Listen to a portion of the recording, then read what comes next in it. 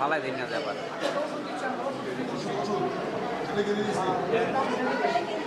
আমরা বেশি মাত্রায় যত্ন নেওয়ার জন্য আমরা 5টি করে ওয়ার্ড বা 6টি করে ওয়ার্ড অঞ্চল বুঝে একসঙ্গে করছি।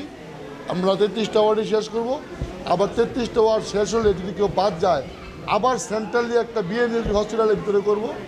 আমরা পর্যায়ক্রমে আরও মেডিকেল ক্যাম্প করব, শুধু চক্ষু না আরও।